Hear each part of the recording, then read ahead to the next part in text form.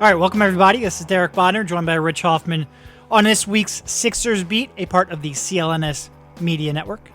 How you doing, Rich? I'm good, man. The early game yesterday was nice, although the Sixers' performance was not so much. But it was nice. It feels like it's been a while since they played, and it's really only been one day. The performance was very forgettable, and maybe that's why it feels like it has been so long. That was one of their worst. I don't even care what the score indicates. That was one of their worst losses of the season.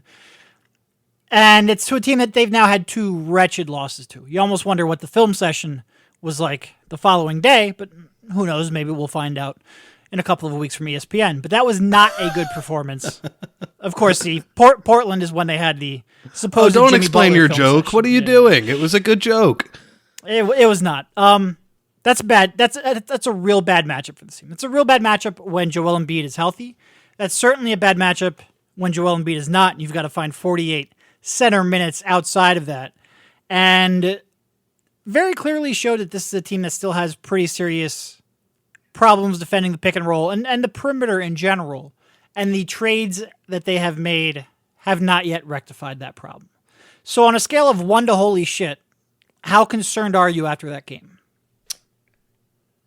How concerned am I for the next couple of games or just for overall? this team's ability to compete towards an NBA Finals appearance?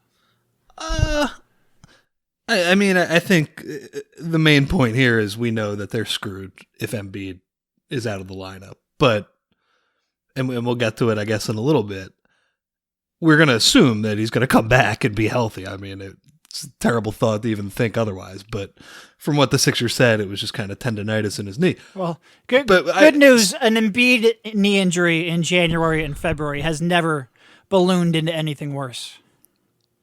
Maybe we need to edit that out afterwards. Whatever. But do I need to explain that joke too, or not joke? That reference as well? Probably not, right? Everyone listening to this has been a fan for 2 years.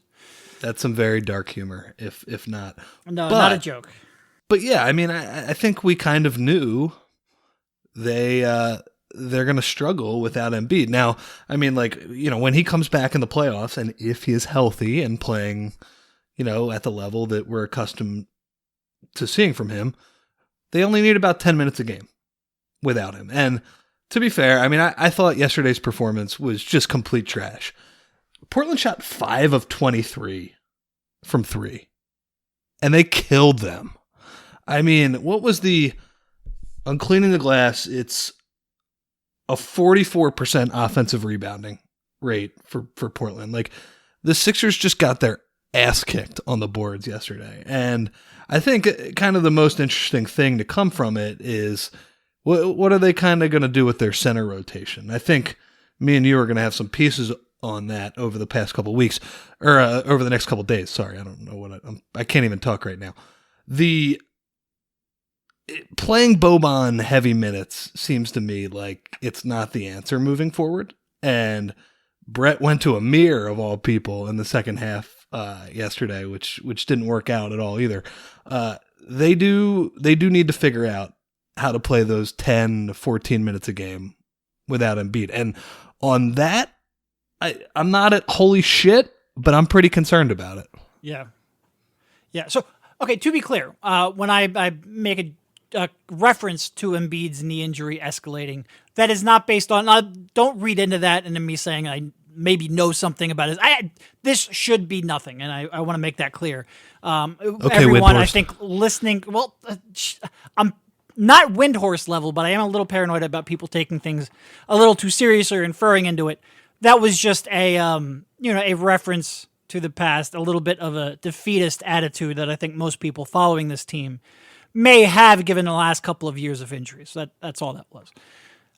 Getting back to the back. So first of all, I think it's worth noting that anytime you lose a legitimate MVP candidate, it's hard to overcome that against a good team. Like, that's not breaking any news, but it's probably reason not to completely lose your mind over what was a pretty bad loss, regardless of how much depth the Sixers have acquired. Not depth so much in terms of bench, and we'll get to that, but depth in terms of high-level players. Yes, they still had Redick and Simmons and Butler and Harris, But Embiid's a very big part. You don't want to call him a glue guy because glue has kind of like that. You infer a role player, but he really does keep all of the parts in lockstep. Like especially defensively, he's very key to what they do. So losing him was a big deal. But I think that's the team they probably struggle with the matchup with, even with Embiid. And I think that's a style of play that can test Embiid defensively and test, and test their guards, which are not really equipped to handle. But it is also, there's going to be a lot of talk, and Brett has talked about he is experimenting, specifically with Boban. And I think it really highlights, when Boban plays the Knicks, or when Boban plays the Heat, at least for the first half, when they're sticking to an Adebayo and Whiteside rotation, I think some people can, overrate his ability to play when it matters. And I think in the second half against the Heat, when they went to Olenek at center, and against Portland, you really saw the limitations of that. Like he cannot be your day in and day out backup center. Even if you're talking about a 14-minute per game role, there are matchups he's just going to not be able to play in. And boy, did we get a nice little demonstration of that. So the question then becomes, okay, you want to try Boban out, see what you have in him, but you have to keep Jonah Bolden close, because what we've seen in the last two games is he is nowhere near ready to play basketball at an NBA level right now, much less a playoff level. And I think that layoff he's had has hurt him. And I think Boban is probably a guy where he can sit 3 games, come out in the 4th game and play well. Like he's a veteran, he's been in this for a few years now. He's sort of steady in that regard when he has a matchup he can succeed against. He's not like a rhythm-based player either. No, he's not. I don't think Jonah. Bigger than I don't think you can sit Jonah Bolden for a week, and then when you need him in a matchup, expect him to come out and play well. And I think it's going to be tough to get Jonah Bolden up to a playoff level thinking of the game anyway, even if you play him 15 minutes a night from here on out. So I think they do have to make an effort to get him minutes, because I think last game against the Trailblazers showed 2 things. First of all, Boban can't play against a number of teams who play a playoff style basketball. And it'll be interesting when they get in with with Boston or Toronto, because they have some more paint-oriented big men. But by and large, a lot of the really good teams will try to spread you out like that. And Portland doesn't really spread you out from their center position, but they force the big man to come up and try to contest guards off the pick and roll, and then have big men who can slip behind and get in a rebounding position and are big and physical. So I think against a lot of teams that play that stuff, like you need to have Jonah Bolden ready to go, and I don't think this is the way to do it. And it's not the end of the world right now, because the games truthfully they matter for seeding, but you're trying to figure out what you have for the playoffs. But I don't think they can go too, I think they need to get Jonah Bolden reps, because I do think you're going to need his defensive mobility at times. And right now I don't trust that he's ready. I mean, when you talk about playoff style, it's exactly what we were talking about with Embiid. As good as he is, and my God, was yesterday, just send that tape to the league for his MVP campaign to all the voters, because, they just look lost without him.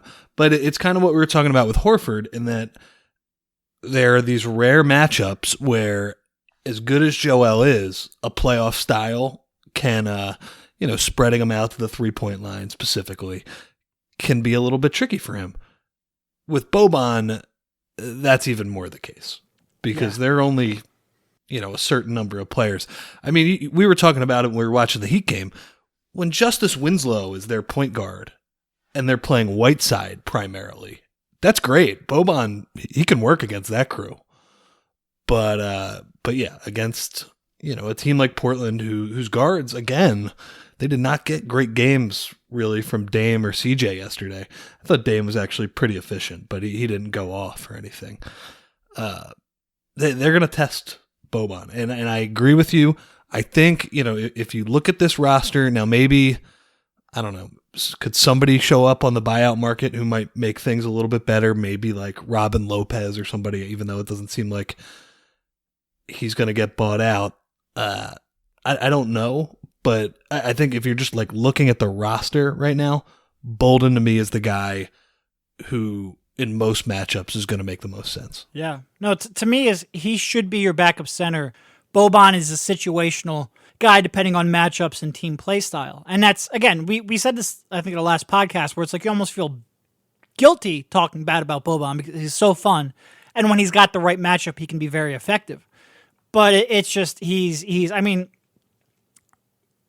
it's one thing, like, you worry about Embiid if he's out on the perimeter at the three-point line chasing Horford. He can't get back in a rebounding position. He can't get back to protect the paint. Well, if Boban gets out to the foul line, he's done. He's not getting back for that rebound. He's not getting back to contest contest the rim with any ball movement. Like, he doesn't need to take a step in the wrong direction. He needs to lean in the wrong direction, and he's out of the play. So when you have Dame and CJ, just run him off pick and roll and pick and roll and pick and roll. Like, there's opportunity for the roll man. There's opportunity for the rebound. And the Sixers did not do a good enough job of getting Boban back or giving him enough time to get back. There wasn't enough tagging of the roll man. There wasn't enough rebounding from the wings. They weren't getting the loose balls. But there's just, he does not bring enough to offset that. And the pick and roll defense is just, it's such a huge concern. And I really think that, okay, you got Boban. You probably like having a center, a steady veteran type presence. He's just not built to play every day as a backup center. And I think that's been pretty well proven throughout his NBA career. And I think they, like I said, fine if you want to test a little bit here in February, the first month with him. But I do think they have to get Jonah back, because I do think if they're looking at this as we included Boban in this trade to fix our backup center rotation and set that and make him the primary, I think that's a pretty big mistake. I wrote this in my post yesterday, recapping the game, which was a lot of fun to do. Let me tell you, I think Redick of all the players is the guy who was affected most by Embiid's absence, because on both ends of the court. Because then in the second half, Brett goes to Amir, which, I mean, God, I went to Amir's G League game on Friday, which all of you made fun of me for being a loser and having no life.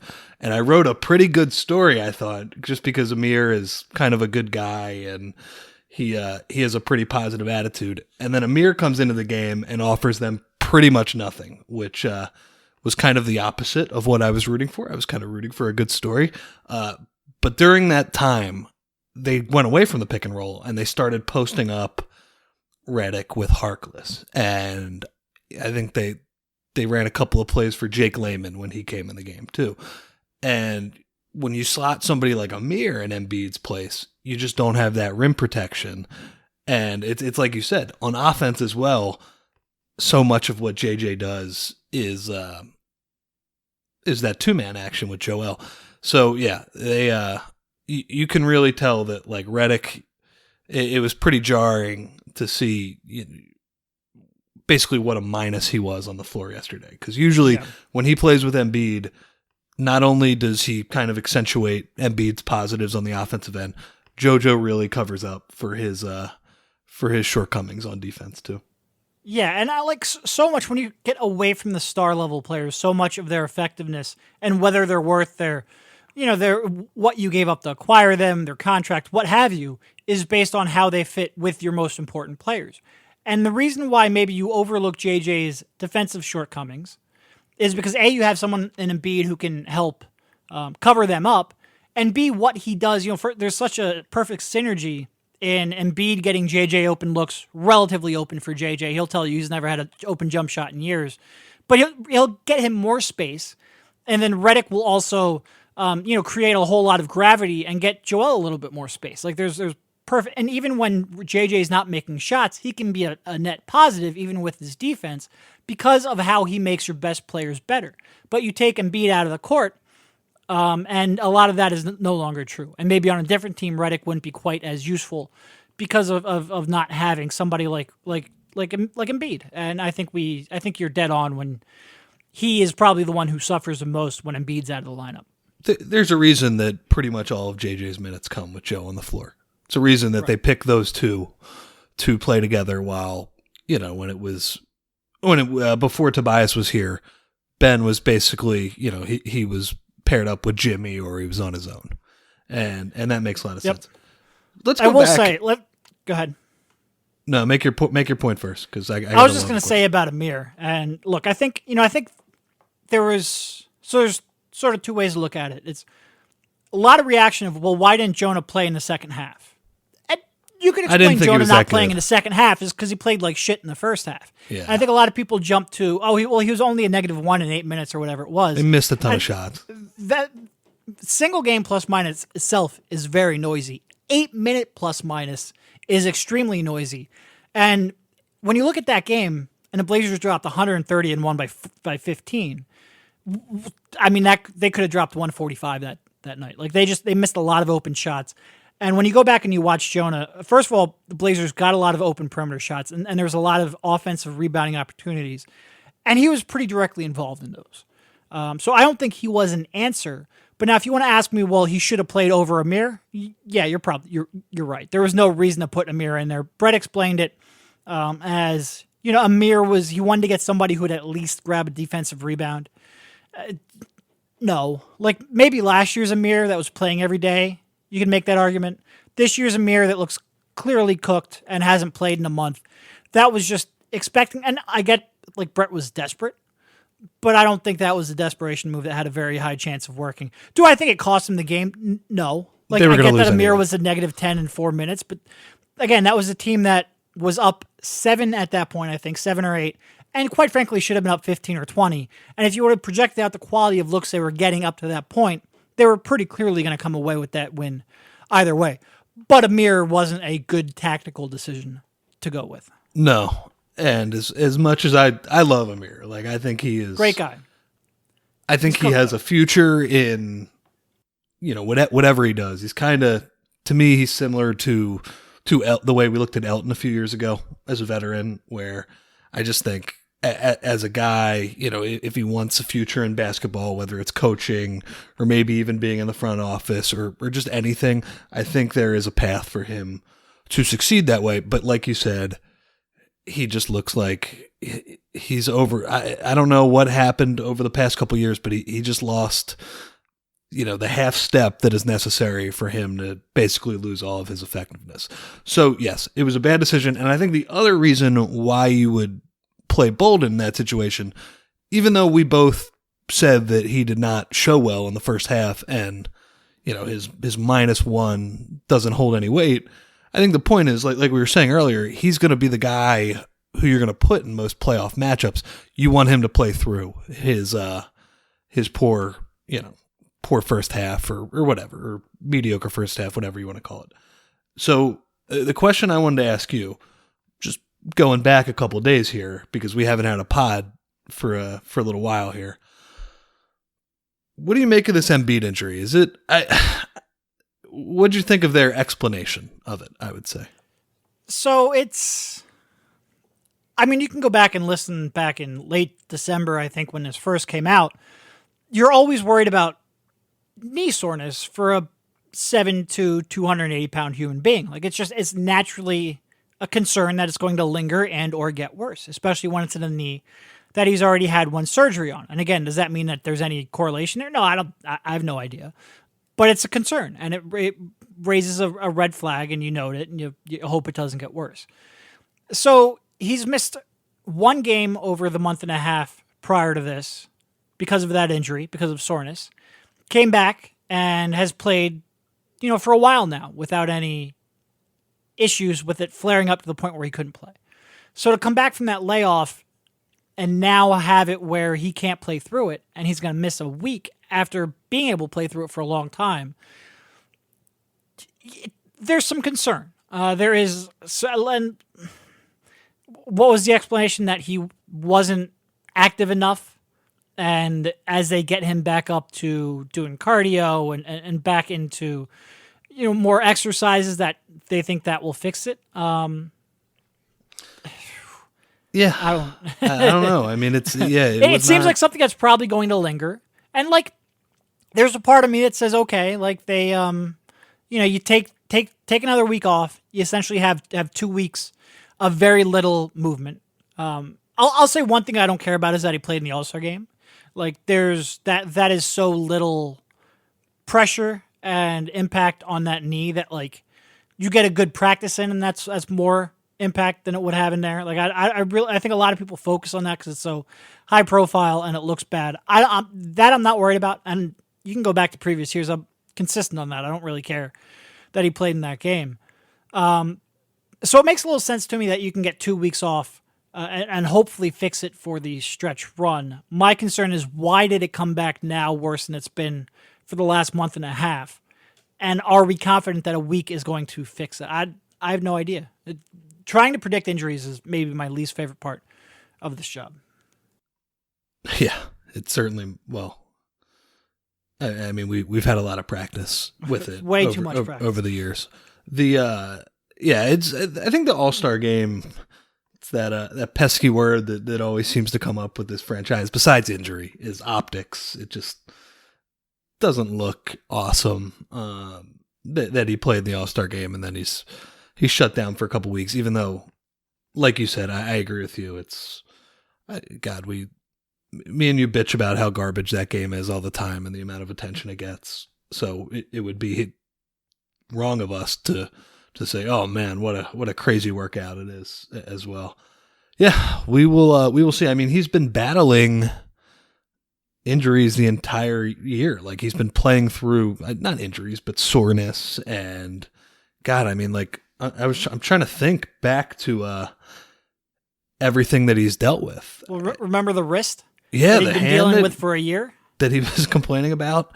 There's the back, which is we obviously know about. There was an ankle in there, I believe. Yep. And I don't know if he's been dealing with.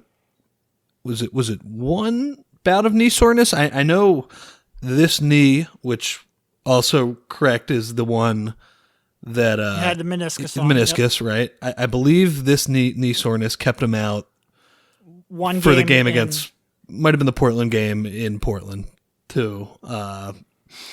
So, you know, I remember when I was a kid, NBC had a graphic of all of the injuries that Iverson was playing through, and they showed a picture of Iverson and they just kind of pointed to just pretty much every spot on his whole body. Embiid is kind of getting there. Yeah. And I don't know. It's like you said, 7'2", 240. It's not 240. Maybe back in Kansas he was 240. Yeah, whatever. But his body is it's going to be a struggle at times to make it through the NBA season. And yeah, I think basically, like you said, I do wonder just why now it became, I don't want to say untenable, but they thought it was wisest to rest him. And it does feel like sometimes when it comes to pain tolerance and, you know, being able to play through certain things, they don't exactly give you a ton of confidence that there's like a consistency there to what they're doing. But like you said, speculating on this stuff is not my favorite thing to do. He missed that one game in late December. I forget which it might have been. I forget which game it was. And then he came back and he was on the knee soreness was on the injury report for maybe a week or so after that. And then we sort of just stopped hearing about it. So it's one of the things where even if he comes back, are we 100% confident it's not going to recur? And I think that's the big question. And I'm just not sure any of us has a really solid answer on that. So we'll see. We'll see. Hopefully it is nothing. And this is just being, cautious. Yeah. And we don't, it's not going to, here's what I'll say. Give him some rest between now and the end of the season. Maybe not a week off at a time, but sit this game out. You only have one game in 4 days. Sit this out. Take a 5-day rest. Stuff like that. I'd like to see them do more of that. More of like what they did in Denver, more consistently throughout the season. And I understand that you've got to get Joe's buy-in on this, and that's always tough for a guy who is, he's cognizant of the not a full-time player reputation he got from his first 3 years in the league. I think he cares about that more than anything. And you've got to get through to him that, look, today doesn't matter. This week doesn't matter. May does, and we need you in May. So I get that that's a tough conversation to have, but they've got to be successful in that. Yep. I don't know why I default to 7'2", 240 at all times. He's not. Was 240. that what he was? Was that what he was listed as at Kansas, or is that what the Sixers officially list him as? He was 7 foot 240 at Kansas, and then the Sixers came out and said that he had, and Embiid too, that he has grown 2 inches and is 7'2". And you look at him, and he looks bigger than people who were listed at 7 foot. And I think he's announced before the games as a 7'2" center from Kansas. The height or the weight, I don't think we know for sure. Like there was that report that he was up to 300 pounds during his was it his first or his second year that he was out? Doesn't matter. Which he Shirley Temple year. Yeah. He came out and he said that he wasn't that big, but clearly the implication that he was. I mean, he put on a lot of weight, and he's put on a lot of weight since his Kansas days in the good way too. Like he's a much stronger human being. So I say 280 just kind of as a guess. I don't know if we know for sure. It kind of surprised me that we don't ever get updated measurements. We stick with what guys measured in at the combine at 18 or 19 years old and just talk about that when they're 32, like they're still that size and weight. But I would guess 7'2", 280. Yeah, I was just thinking, I wonder why I default to something that I know in my head is not the right answer. But yeah, would be nice if we got some more specific. If he's 240, then I'm 140, and I'm not 140. You're not? All right. Okay. No, not quite. All right, so what... All right, before we get into anything else, a real quick word from our sponsor, BetOnline. We're heading down the stretch run for the NBA season, and as an exciting playoff race unfolds... If you ever get one of these on the first take, I'm going to be stunned. My computer screensaver went on because I hadn't moved a mouse in a long enough time. I lost what I was reading. Anyway, moving on. We're heading down for the stretch run of the NBA season, and as an exciting playoff race unfolds, there's only one place to go for all your online sports betting needs. BetOnline.ag. Sports, casino, virtual casino, you name it, BetOnline.ag is Sixers Beat and CLNS Media's preferred sportsbook online, and they're offering a 50% sign-up bonus if you use the promo code CLNS50. This week, the Celtics and the Raptors will battle it out for the next chapter in this knockdown, drag-out fight for Eastern Conference supremacy, and you can join in on the excitement by going to BetOnline.ag. Over-unders, prop bets, futures, you name it, BetOnline has it. Once again, CLNS Media and BetOnline are offering you a 50% sign-up bonus if you use our code CLNS50 with your first deposit. Go to clnsmedia.com/win. Use promo code CLNS50 for your 50% sign-up bonus today. BetOnline.ag, your online sportsbook experts. There. See, after you mocked me for it, I got through it right after the little computer mishap. It's motivation, Holmes. Yeah. All right. So... Mike Scott, Jonathan Simmons, James Ennis, go. Whew, very underwhelming so far. Bench problems are still there. Bench problems are still very much there. But, I mean, at this point, this is what you have. And James Ennis sort of reminds me of the Tinder 3&D too. You know how we use that to describe Wilson Chandler? Where you thought what you were getting is not quite what you actually got? It feels like James Ennis to me. Yeah, I said the other day, I think he might be the worst layup shooter I've ever seen. Just at least since Robert Covington. Yeah, God, I mean, some just poor touch around the rim. Look, I Mike Scott is going to be your 4 in the playoffs, your backup 4. And then of those other 2 guys, I mean, if we're going to keep playing TJ, which, if these guys continue to stink, you might be forced into that hand. They're going to be battling for one spot, and I don't really have a ton to offer except they need to play better. And it seems like these guys they don't completely know all the plays yet. They don't they don't understand how to play with all of their teammates yet either. But I will say, because a lot of their minutes are going to come with Jonah Bolden behind them.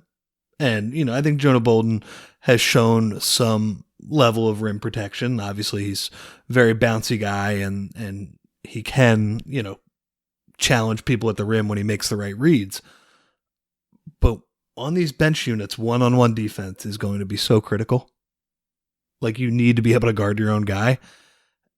And it's like you said, I'm not sure that they have shown a ton in that regard yet. What did you say about Simmons yesterday with his something about his feel for the game? Like he was. Yeah, I'm not sure he's the greatest field guy. Yeah. Yeah. I don't know, man. I don't. We've only seen these guys for a few games, but it is. I assume Mike Scott's going to start making shots. He started a little bit in the second half yesterday. That'll improve, but yeah, it's like, look, the bench problems are still here. Yeah, I mean, Scott is certainly the one that I expect to stay. Like, if there's one guy who's definitely going to stay in the rotation, Mike Scott is of that group, and he's the one that I'm most confident in being an actual useful rotational player. And you look at it, so you've got one of the two centers that will play, whether it's Bolden or Boban, depending on the matchup. And you've got TJ and you've got Mike Scott. There's 8. Like you said, there's then one more spot that they have to figure out for the playoffs. Brett's looking for a 9-man rotation. I'd feel much more confident if they had gotten someone like Wesley Matthews on the buyout market. Not that he would fix the team's perimeter defensive concerns. I'd feel much more confident if maybe Patrick Beverley would have been there in that trade instead of Boban. I don't know if that was available.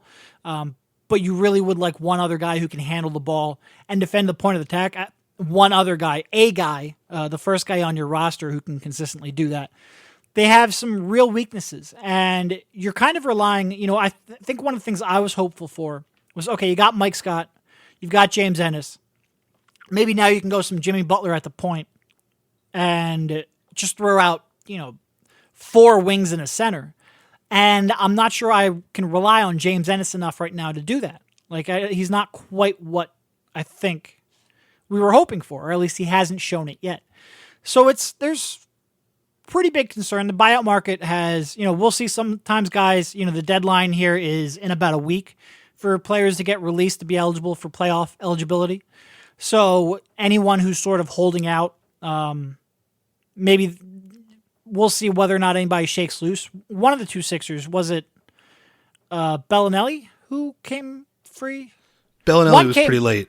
Yeah. Yeah, one came right at the trade deadline and one came a couple of weeks later. I forget which was which. But No. Ilyasova came later, I think. Okay. It does happen where some of these guys will end up being bought out as teams do a favor for them. But I don't know if you can count on that right now. And what you have right now just doesn't. And look, you don't need as many minutes because you've got another starter in Harris who's going to be playing, 33 to 35 minutes per night, if not more, when the playoffs roll around. You've now got 5 guys who are going to be playing pretty big minutes. You don't need as many minutes, but it would be nice to have somebody capable and dependable that you could go to when they have to sit. And right now, I'm just not sure who you have. Like, literally, I don't know if there's one guy on that bench who you can rely on game in to game out. TJ for matchup reasons, Boban for matchup reasons, Bolden because he's a rookie. Mike Scott hopefully is that guy, but he hasn't really been so far. And Ennis and Jonathan Simmons certainly haven't. I mean, we've seen TJ kind of over the past couple of games. He's played pretty well, but again, it's against either mediocre or maybe not quite the elite competition. Yeah, so for now, I think you have to be pretty happy with how TJ has been playing recently. But yeah, I still have the same concerns about him in the playoffs that we've kind of been talking about all year. TJ he's played well since the trades, but we know what TJ is. We know what TJ can and can't do. We know what matchups are good and bad for TJ. So whether or not he's in a string of good play or not, like, it doesn't really change anything in that regard. Like, this lineup would come together so much better if they had somebody like a Pat Bev type. It really would. It would be a real nice addition. But and the buyout market, I have to say, the Sixers are probably, after last year, they were probably the biggest winners in buyout history. I don't think anybody has gotten 2 players who contributed. Again, we've talked about how we think the losses of Ersan and Marco were very much overrated, but those guys contributed like crazy down the stretch last year and even into the first round of the playoffs. I think it's fair to say that the Sixers were pretty big losers this time around. Unless somebody else, becomes available, missing out on Wesley Matthews, that was really their chance. And it's a shame that for them, Wes Matthews said, "Nah, I'm going to take the starting role in Indiana." When the Sixers could have told him, "Man, you would be the sixth man though, and we might make the finals if you were here." But I think looking at it from Wesley Matthews' standpoint, I do understand the idea of there's going to be a ton of money on the free agent market next year. You want to play as much as possible. I'm not sure he made the right decision. I don't know. Playing in the finals and playing a major role could have really helped him, but I do understand kind of the thinking there.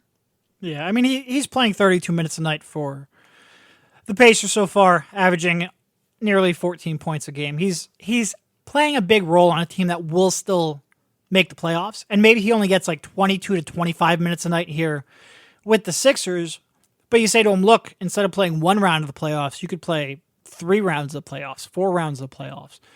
You'll make up those minutes, but there is still, he's starting for the Pacers. There's still, you can put that on your resume when you go out and you try to, try to make a sales pitch. Your agent can use that to get you more money or more guaranteed money.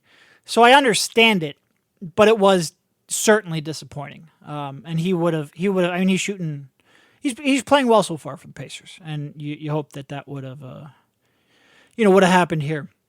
But he doesn't solve the perimeter defense problems, but it would be great to have a more reliable shooter off the bench. If there's one thing Wesley Matthews is, it's a reliable shooter. So, Trying to think, is there anything else? I guess we can hit on. So, any other initial Tobias Harris impressions? I mean, no, I don't really know. He shot the ball a little bit better yesterday. I think, we kind of talked about it before the game. His defensive awareness isn't great. No. His off the ball reads and kind of where to be is not great, but I think we knew that. We knew he was not a defensive stopper or, someone who could play off-ball defense at the level of a Covington, say. Or on-ball defense at that level. No, and the Sixers' on-ball defense, literally everybody stunk yesterday, but he was part of it. What do you make... I think we talked about this a little bit on the last podcast. Jimmy Butler down to 7%. Or, I got that wrong.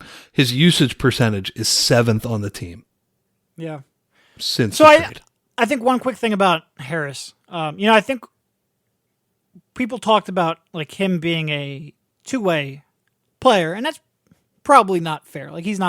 He's an average, probably at best defender who at least won't be physically overmatched. And I think not being physically overmatched is worthwhile when he's probably going to be defending mostly the team's third best perimeter scorer. So you don't necessarily need Covington in that role, but it would be great. You just hope some of these off-ball miscues get, fixed or at least cut down as they become a little more accustomed to playing one another. And I think that was my big takeaway. When they went small the other day against Miami, which I thought was interesting. I'd like to see more small ball, specifically with Simmons at the 5. They tried to go small ball with Mike Scott at the 5 against the Blazers, which, again, another desperation move. It was we're getting killed on the glass anyway, so at least maybe try to space it around our best offensive players. Low chance of working, but they probably anything they did at that point was low chance of working. I like that move a lot better than I did Amir.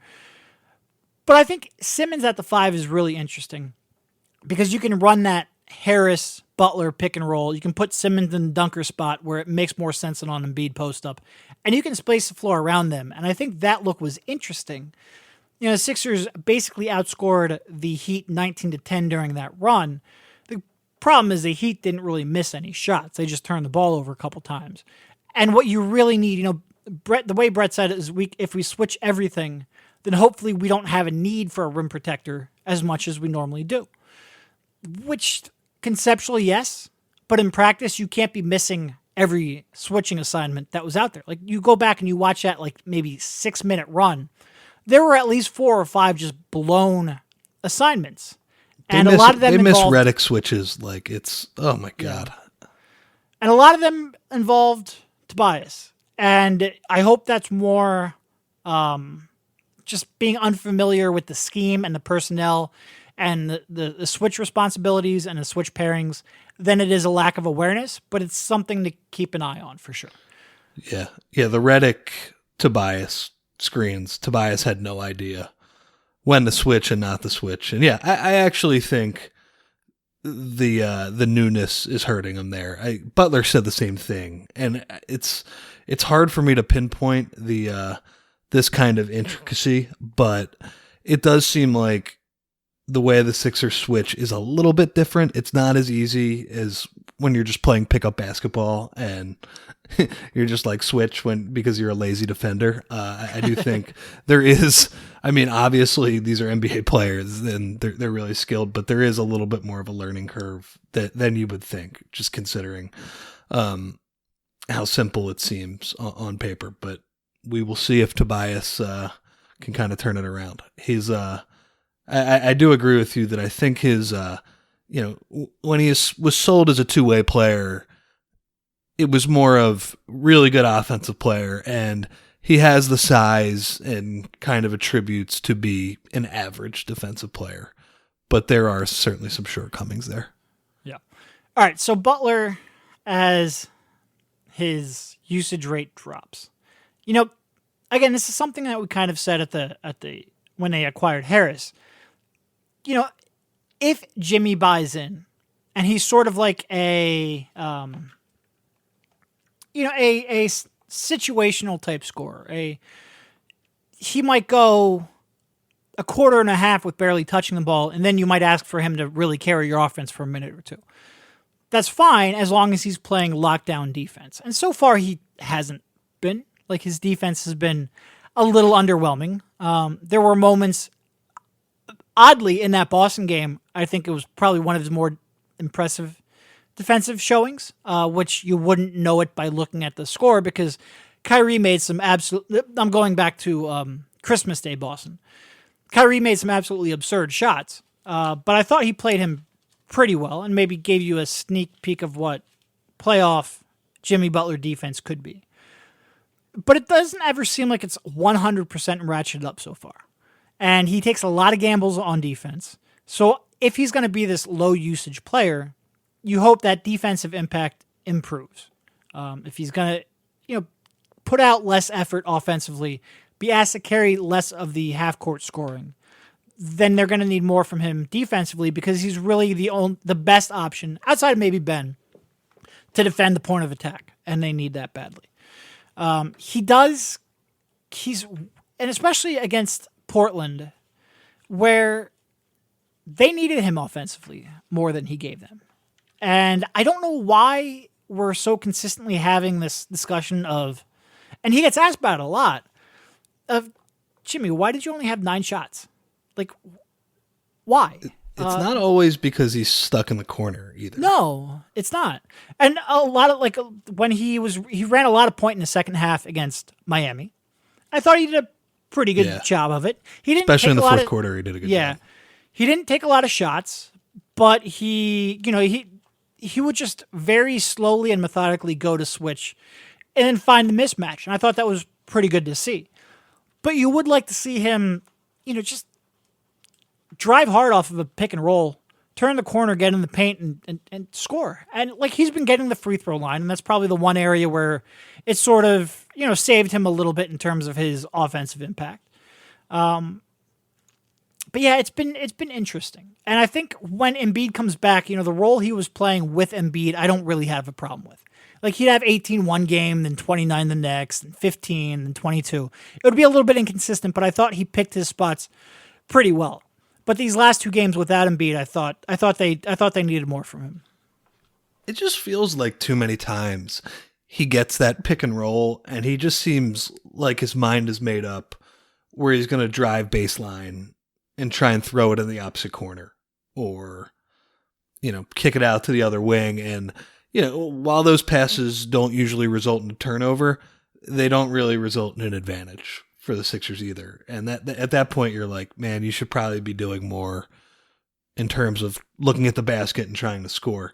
Yeah, and it kind of just goes to the general feeling from yesterday in that, and kind of wrapping up all of the things we've talked about. I know their bench is not great. I know Portland is a tough matchup for them. I know Embiid is one of the most impactful players in the league. It's like, come on, guys. You have Jimmy Butler, Ben Simmons, and Tobias Harris, though. You should be able to play better than that against Portland at home. And it didn't happen. Yeah. It would be great to see this matchup. And it doesn't matter. They're not going to see him in the playoffs. I feel pretty confident saying Portland's not coming out of the West. But it would be interesting to see this matchup with Embiid. Because both games have been without him. Sixers have lost by a combined 49 points in those two games and should have lost by another 15 or 20. And, how much does Embiid make up from that? And it's really, those have been two of the worst losses of the season. So, yeah, honestly, if he would have been a really good defender the other night, I would have overlooked his less than expected role offensively. But he's been very inconsistent defensively, so we'll see. I really do wonder what, there's always this question in the back of my mind, is he holding back a bit? Is there more you can untap from him, especially defensively, when the games start to matter? I don't know. Truthfully, it's a weird spot. It's a weird spot. I don't know either. I have not always been that impressed with his attention to detail on the defensive end. I think he's going to get fired up for the playoffs. That'll be I don't. That'll be my positive note. Regardless of how the Sixers do, I am not expecting an apathetic Jimmy Butler in the playoffs. So no. And look, there is, if he's sort of taking a step back while everybody kind of gets acquainted with each other. Certainly when Embiid was on the court, there's a lot of mouths to feed, as Brett would say, in terms of being a waiter. And if he's fine taking a little bit of a back seat in terms of initiating, being more of a efficient play finisher, I'm fine with that. My concern is how much more do you have in these situations when they really need him, and so far he hasn't. And again, I think my biggest, these last two games offensively haven't exactly lit the world on fire. My biggest concern is how much more does he have to give you defensively. So, and is he okay with his offensive role and touches, which I assume he should be because he's turning down a lot of opportunities. I don't think this is when he was here for the first couple of weeks, you looked at him and said, well, why is he standing in the corner so much? I don't think that's the case at all right now. But I guess we should mention Ben Simmons, who has had a couple of really nice games as a positive note to go out on. He's really played better. He's looked like he's made some legitimate progress in his half-court scoring, both in the loved post. his post game. Yeah. And sometimes those post moves aren't going to be the most efficient, per possession play. He doesn't consistently get the line from the post ups like he does in other areas. But he's not like Embiid, who's just going to bowl you over, get the line, and that's going to help your efficiency. But if he's even just average efficiency off of post ups while also being an elite passer, that's really going to add a dynamic to their offense. He's really shown, I think, that he's improved his footwork and his touch in the post, and if he can continue to establish that, I think that is. He's playing really well, and he's on the verge. Next year we might be talking about the Sixers having 2 top 10 players, and if they do that and surround him with capable supporting cast like Tobias Harris, who would be a really good long-term piece, if the Sixers do end up with 2 top 10 players, that's a really good development, and he's kind of taking some jumpers lately. I think he went, 7 of 8 from the free throw line yesterday, which was really good to see. Again, I don't necessarily, we always go, does that mean he's turned a corner on his free throw? No, I don't believe that. But I'd like to see more of those games than not. But also, he has been doing some more shooting before games from the 3-point line. Yeah. And, again, I don't know the about form this. is still garbage. I think maybe the results have been a little bit more consistent, just what I've seen in the last couple of days. And I just like the fact that he's taking those. There were times his rookie year, even earlier in the year, where he wouldn't even take 3-point shots in warmups. So I like the fact that there's maybe even a hint of underlying confidence that he's willing to take it in front of people now, which is about as I'm not going to try to translate like shoot around success to game play. Like that's absurd. One of the first things I learned covering NBA basketball was everybody looks good shooting in an open gym. Like just walking up and watch Spencer Hawes drain like 12 threes in a row. That'll beat that into your head really quickly. But just the confidence of he's actually taking them in shoot arounds is good. Brett said Boban can shoot threes too. There you go. Let him fly. I want to see that. But yeah, Load I'm up, not going to bro. go. I don't know. I feel like in the past he's in warm-ups and practices. I agree it's not every time that he's been willing to shoot threes, but it's been a lot. I'm not going to give it the figurative or the literal eyeball emoji on Twitter when I see a video of that. Now, what I will say is like I just watching him up close. Beat that into your head really quickly. But just the confidence of he's actually taking them in shoot arounds is good. Brett said Boban can shoot threes too. There you go. Let him fly. I want to see that.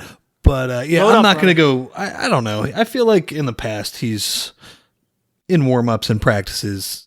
I agree it's not every time that he's been willing to shoot threes, but it's been a lot. I'm not going to give it the figurative or the literal eyeball emoji on Twitter when I see a video of that. Now, what I will say is like I just watching him up close. You know, we talk so much about his shot, and I did like his post game, especially in the third quarter of that Heat game. I think he kind of kept them alive during that stretch when the rest of the offense had kind of bogged down. That was impressive.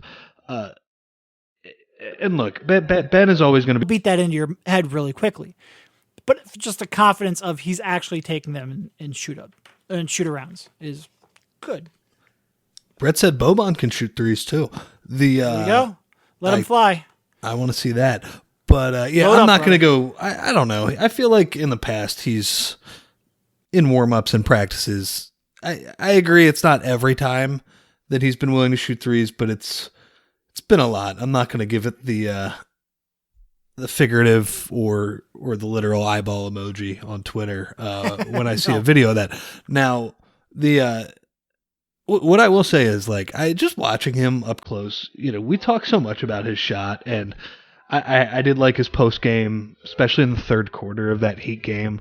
I think he kind of kept them alive during that stretch when the rest of the offense. Beat that into your head really quickly.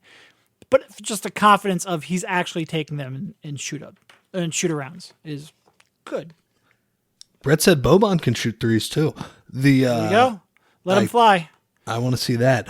But yeah, Load I'm up, not bro. going to go. I don't know. I feel like in the past he's in warm-ups and practices. I agree it's not every time that he's been willing to shoot threes, but it's been a lot. I'm not going to give it the figurative or the literal eyeball emoji on Twitter when I see a video of that. Now, what I will say is like I just watch